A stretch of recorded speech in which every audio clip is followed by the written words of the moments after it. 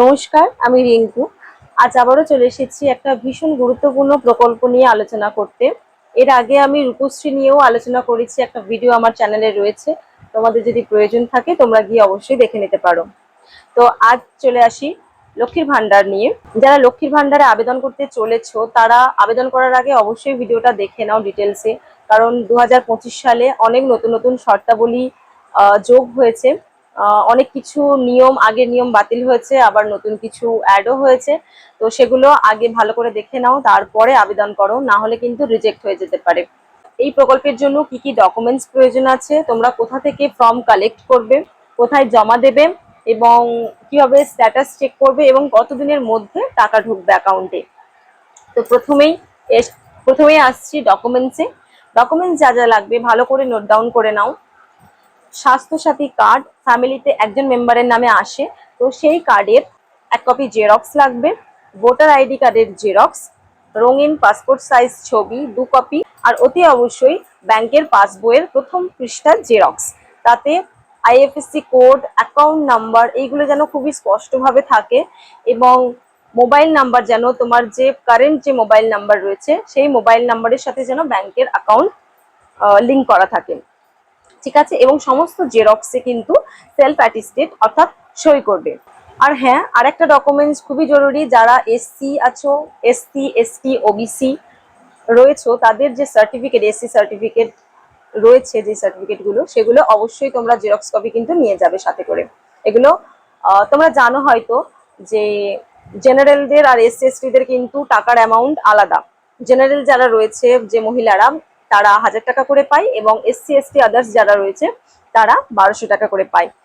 তবে সম্প্রতি জানা যাচ্ছে টাকার পরিমাণ বাড়তে চলেছে।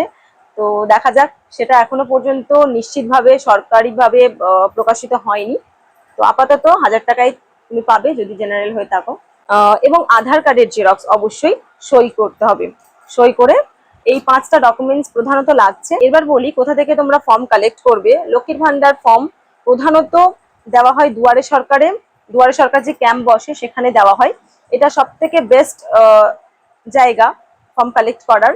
তবে দুয়ারে সরকার তো অনেকদিন পর পর পড়ে, তো কখন ক্যাম্প বসবে জানা যাবে না। তো এদিকে তোমার বয়স হয়ে যাচ্ছে অথচ দুয়ারে সরকার ক্যাম্প বসছে না, সেক্ষেত্রে তোমরা কি করবে, তোমাদের যে নিজেদের পঞ্চায়েত বা মিউনিসিপ্যালিটি এলাকা, যার যেখানে অফিস, সেখানে গিয়ে লক্ষ্মীর ভান্ডার ফর্ম চাইলে ওরা দিয়ে দেবে। এবং ওই ফর্মটা পুরোপুরি ফিল আপ করে এবং ওই ডকুমেন্টসগুলো নিয়ে গিয়ে, ছবি নিয়ে গিয়ে ওখানেই জমা দিতে পারো, অথবা ভিডিওতে গিয়েও জমা দিতে পারো। এবং হ্যাঁ, এখানে বয়সের ব্যাপারটা বলে রাখি। বয়স অনেকে ভাবে হয়তো 25-এ পড়লেই তোমরা ওটা অ্যাপ্লাই করতে পারবে ফর্মটা, কিন্তু পঞ্চায়েতে আমি গিয়েছিলাম, ওখানে বলেছিল যে 25 বছরে পা দিলে হবে না, 25 বছর পূর্ণ হয়ে 26-এ পড়লে তবে তোমরা অ্যাপ্লাই করতে পারবে। তো অবশ্যই 26-এ যখন পড়বে তখনই অ্যাপ্লাই করো। আর এবার বলি কিভাবে তোমরা বুঝবে তোমাদের ফর্ম জমা দেওয়ার পরে তোমাদের ফর্মটা অ্যাকসেপ্ট করা হয়েছে না রিজেক্ট হয়ে গেছে, সেটা তোমরা কিভাবে বুঝবে। তো ফর্ম জমা দেওয়ার পরই তোমাদের ফোনে একটা মেসেজ আসবে, ইয়োর লক্ষ্মীর ভান্ডার অ্যাপ্লিকেশন ইজ রিসিভড, এই ধরনের একটা মেসেজ আসবে। আর তারও 2-3 দিন 4 দিন পরে, মোটামুটি 1 সপ্তাহের মধ্যে দ্বিতীয় মেসেজ আসবে যে ফর্মটা, তোমার অ্যাপ্লিকেশন যে ফর্মটা ওটা স্যাংশন হয়েছে। তো এটা মোটামুটি 1 সপ্তাহের মধ্যেই চলে আসবে। এই দুটো হওয়া মানে বুঝে নেবে যে তোমার ফর্মটা অ্যাকসেপ্ট হয়ে গেছে, সরকারি তালিকায় নাম উঠে গেছে, তোমরা টাকা অবশ্যই পাবে। ঠিক আছে।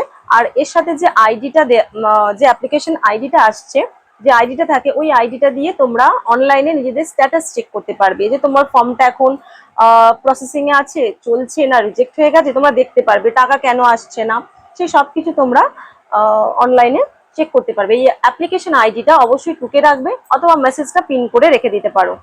ঠিক আছে, তো এই হলো ব্যাপার। তো দুটো মেসেজ ঢোকার 1-2 মাসের মধ্যেই সাধারণত টাকা অ্যাকাউন্টে চলে আসে। তবে যারা দেখবে 1-2 মাসের মধ্যেও টাকা আসছে না, তারা হয়তো আবার দ্বিতীয়বার ফর্ম ফিল আপ করতে যাবে।